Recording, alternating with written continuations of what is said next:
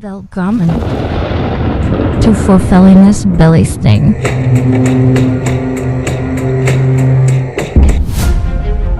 A show dedicated to aligning a journey to a better mental health using the understandings of the ancient Norse. Join us each weekday morning at 7 a.m. Alaska time.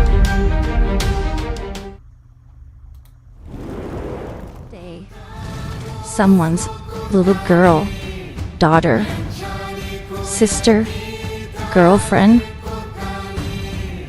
fiance, wife, cousin, mother, auntie, grandmother,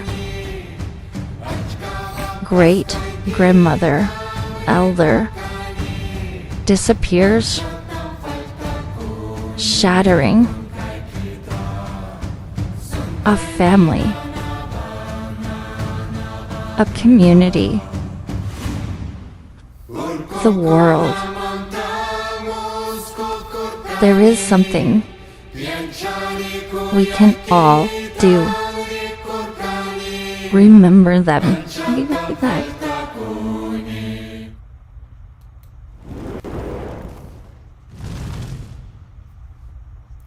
GodMorgan, and happy Money's Day to you. I hope the weekend was wonderful and that you were able to recharge your batteries and get ready for an exciting new week of discoveries and deliveries into our lives. This week promises to be as adventuresome as you think it will be. Today, before we get started, I want to say talk to all of you who have liked, followed, subscribed us on any of the platforms, including, and most importantly, New Reality TV.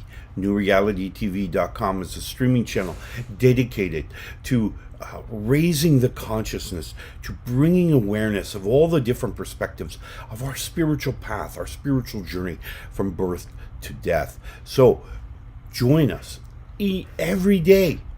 There's a new presentation and a new offering that can hopefully provide you with that piece of information or intellect that you need to help you obtain or maintain a better mental space.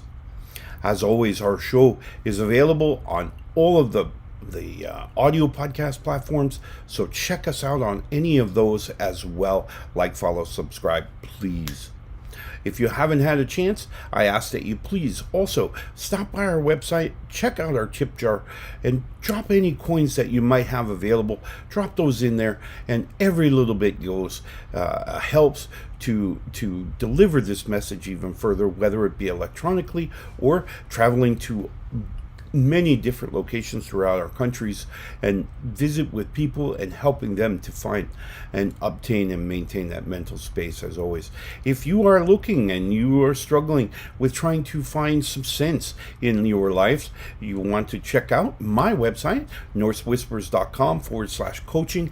There we can set up a time and talk, have a dialogue, and hopefully discover that which you need to bring that mental awareness and certainly that better existence into your reality.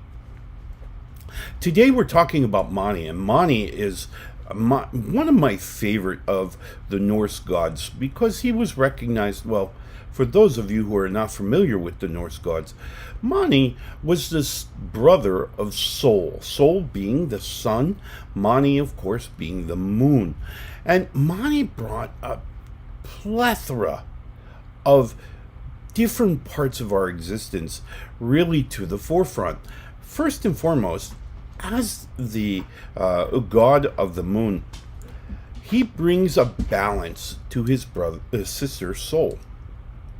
Sol, of course, brings us the heat and the light and the illumination of the daytime.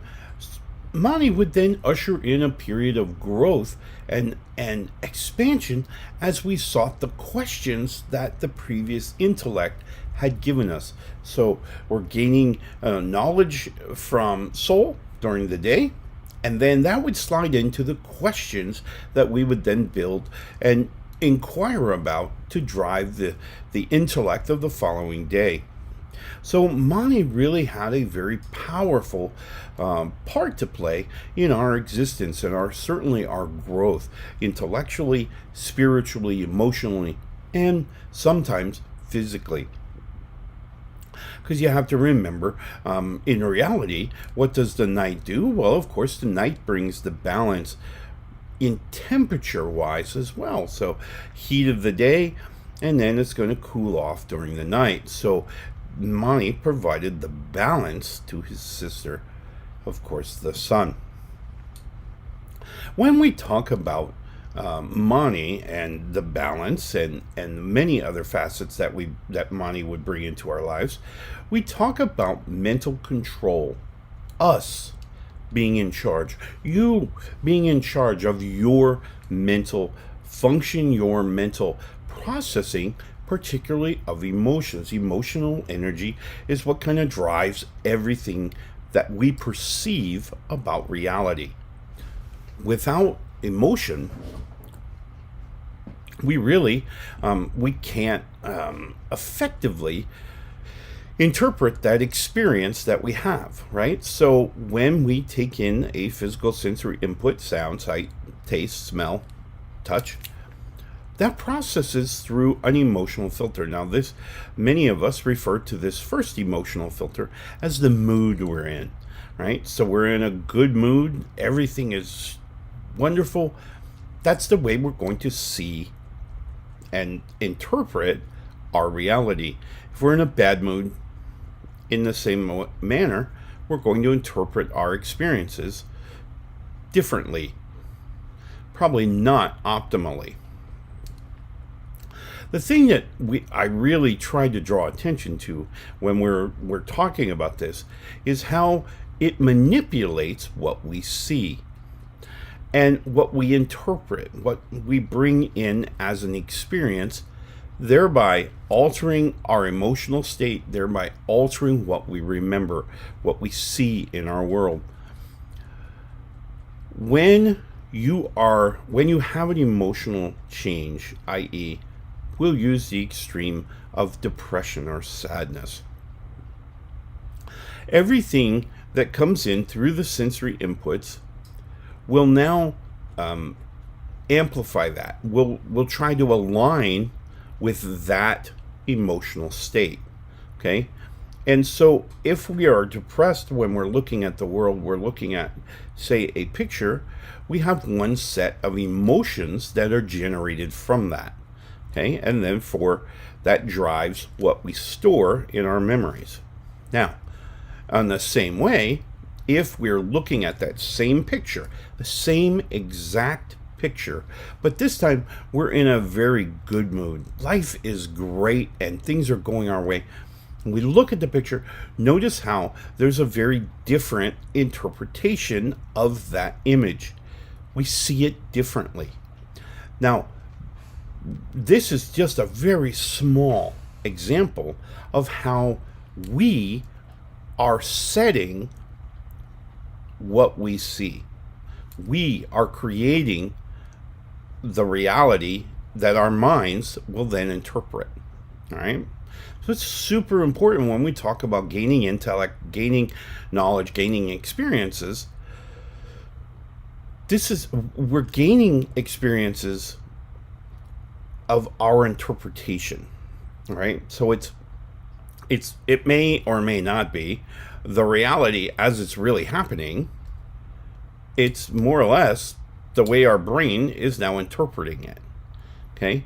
Super important, because that means that it's not the only way to see this experience. Okay?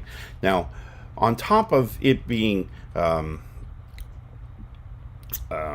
momentary based on our emotional state, we ourselves are changing throughout our lifetimes. We will alter, to a very small degree, our DNA, which then releases different hormones via our heart into our system that our brain then interprets as an emotion.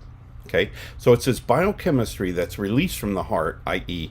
hormones and all the intrinsic chemistry that your body makes, that's your brain then kind of looks at what the composition of that is, and then looks at a recipe book that you've written over your life and says, oh, this chemical composition means this, right?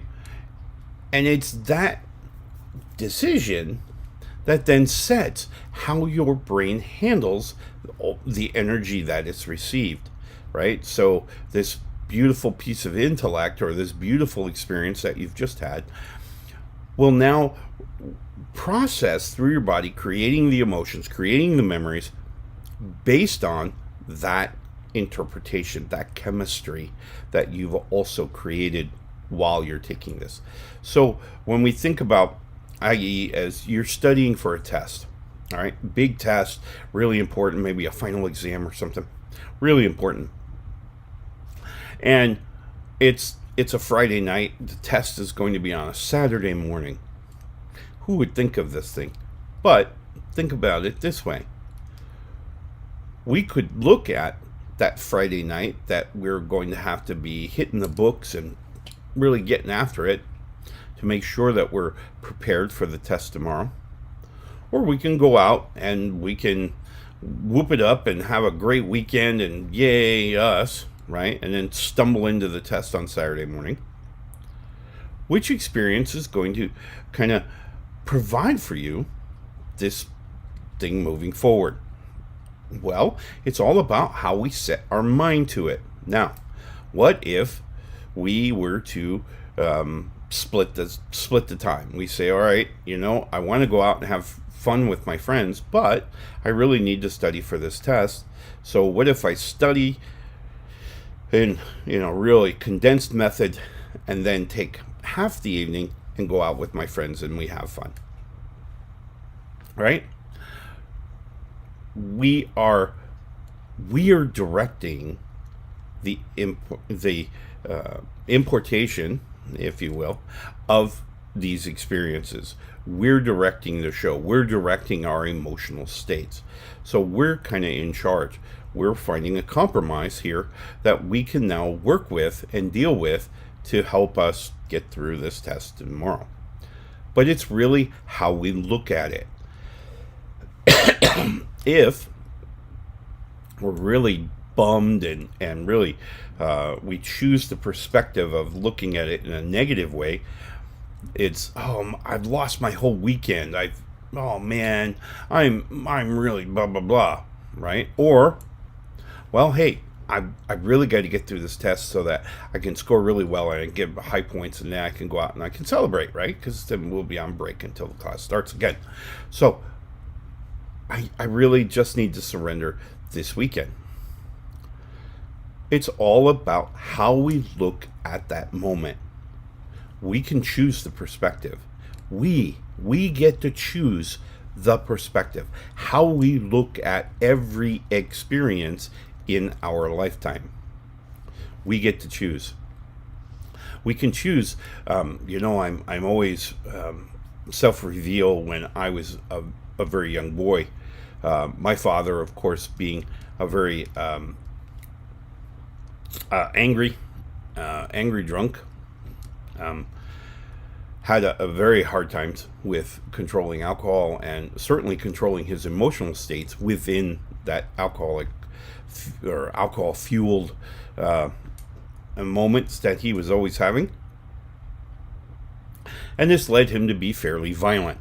So particularly as I grew up, I was never a small boy by any stretch. And so fairly young in my age, my father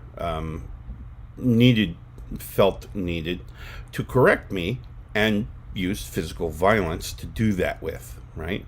Corporal punishment for pretty much anything that was not to his liking. When we look back on it, we go, oh, that was terrible. He should have never done that. He should have never picked on a child, blah, blah, blah, blah, blah, right? And I agree. We should never do this. But in the time that we were in that time and space here on the physical realm, this was normal. This was how it was. So it didn't seem very negative. It was the way it was. When Dad was upset at us, we got punished. That's the way it was. It was normal. It was accepted as normal. Now we've learned, we've grown, we've evolved beyond corporal punishment and beyond, that mentality. Looking back at it, though, we're now applying our modern thinking to something that was normal back then. When we looked at it in those days, when other adults, when other intellectual people looked at it, it was normal. So it's all about our perspective. Our perspective is super, super important. We're going to take a real short break. And when we come back, we will kind of talk about perspectives and how we control the perspective. In the air. The time is now. We're all waking up. We're waking up. We're all waking up. It's all shifting. New vibrations. It's you. It's you. It's me. It's all of us. Together. A new time. A new day. A new energy. A new energy. New reality. Awaken with us. Awaken with us. Awaken with us. newrealitytv.com.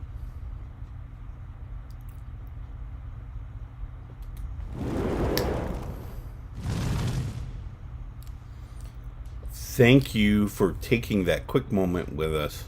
When we left, we were talking about perspectives. We were talking about how we view the reality in front of us. This is a very critical understanding that I think leads many to struggle with emotional imbalances, thereby kind of causing a rift between us and those around us. Perspective is simply how we are interpreting something, anything, any event. Let's consider a flower blooming. It's a very wonderful event that occurs quite frequently. We'll say a dandelion. They're pretty prolific in the yard, and we always see them. And it's a beautiful event if we just watched it. If it just occurred in a beautiful. Or we could take the perspective that it's a darn weed and it's in my yard and I gotta mow it. All it means is I have to mow the lawn. It's all about our perspective, how we look at things, how everything appears. Now, some of our perspectives are provided to us through our emotional state. Our emotions have been set. I constantly use the analogy of waking up in the morning. When we wake up in the morning, if we wake up on the wrong side of the bed, everything that occurs, every experience that we have as we get about our day is going to simply promote this message of dratness, of, we don't want it, right? It's,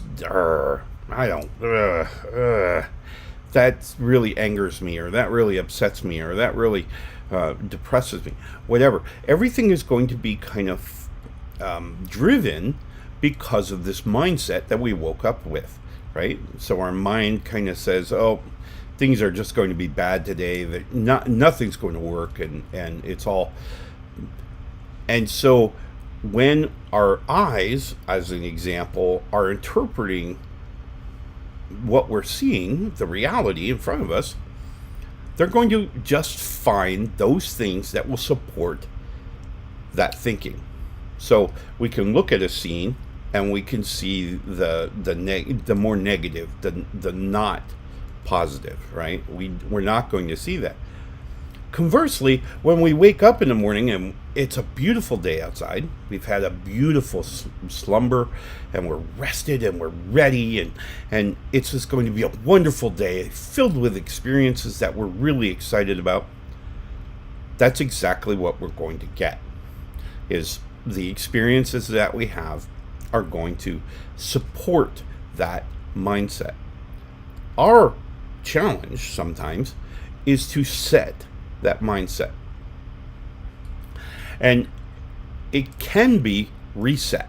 So if we wake up on the wrong side of the bed and things are just not going to be, they're not going to be happy, we're not going to like it, we can force ourselves to think positively. No, I understand that was a situation, but you know what? I choose happiness. I choose joy. I choose to embrace this experience called life. All of the pieces of it are all part of my desired experience. This concept of changing our mindset, of finding the positive. I mean, we've always heard tales. We've always heard, I think they're called wives' tales, or finding the silver lining. Everyone ever heard that one? That's changing a perspective. Stop looking at the clouds full of rain and look for the cloud that lighter edge where the storm is moving past, and now we can see blue sky, or getting ready to see blue sky. Positive. I'm looking at it from a different perspective. Same thing. My shield maiden. Whenever my young sons are being negative and they're really struggling, she uses the old another wives' tale that comes from a movie, I believe, a movie or a book, I'm not sure, about Pollyanna. And Pollyanna, of course, a young girl who, according to this story that my shield maiden tells, was introduced into a room full of horse manure, and it was in some places knee deep, right? So it's but instead of seeing the room filled with horse manure, the young girl knew beyond a shadow of a doubt, knew there was a new pony in that room somewhere, because you couldn't have that much horse manure unless you had a horse, right? So she was convinced that, irrelevant of the negative horse manure in the room, there was a pony, and she really wanted a pony. This is this concept of embracing our perspective, of taking ownership and responsibility, of setting our own perspective the way we want to see the world. Now, many people have said to me in the past that this Pollyanna type approach to life is more or less very feminine in nature, and right? Manure. Going to the other end of the Pollyanna story, that's horse pucky. Okay? You remember things better on the extremes of our emotional scale. You just do, right? Much of the middle stuff, where we're kind of in the middle with our emotional state, meh, I believe is the internet saying for it, kind of just right in the middle. Those memories don't really have an effect. They won't last very long. They typically fade with time very, very, very easily, and they because they have no value. And it's not until we put any extreme emotional state on something, very joyous, very sad, very angry, those extremes of our spectrum, do we begin to really have these memories. Now, we have to remember what memories do. After we're done processing it, after everything happens and these things wind up in our memory banks, there are two things that happen that are very important. The first thing that's going to happen is that we have to remember that our memories, that little piece of our brain here in between our physical and our spiritual, that memory is now available for the spiritual realm to review. They're looking at it. They're seeing it. They're seeing it through your eyes. They're seeing your interpretation of that memory. So all of the spiritual entities around us, the deities, other spiritual forms without physical forms, and certainly some other more intuitive physical forms, are able to see now this experience through your eyes, through your interpretation of what the experience was. Super important when we talk about passing these events, these experiences through our memories to our ancestors. Our ancestors now get to see excuse me, get to see modern day living through your eyes. So super exciting. Now, the second part that is just as important, if not more so, is that memory now is going to reset your emotional filters for the next present. Remember, the present is simply a micro sliver of time that exists between experiences that we have had and the ones we have yet to have. Okay, so it's just this real micro sliver of time, right? And that micro sliver of time is where the entirety of our physical consciousness exists. Right? So our physical mind, i.e. our sensory input, focuses on the present, that micro sliver of time. Our memories deal with the past, and they kind of store all the experiences that we've had up to this point. And then we have our future, which is those events that we have yet to have, which are being kind of framed and lined up using our spiritual connection or our spiritual mind, right? So those three minds handle our past, present, and our future. And how, of course, we deal with it, how we interpret it, how we pass that information back to the spiritual realm. Super exciting, super important. And Mani, the Norse god of the moon, teaches us that this control and this balance of our emotional states and the passing of data and the management and the conscious management of our perspective allows us to control what we remember, what we're learning. And remember, as Othen teaches us, knowledge plus an experience equals wisdom.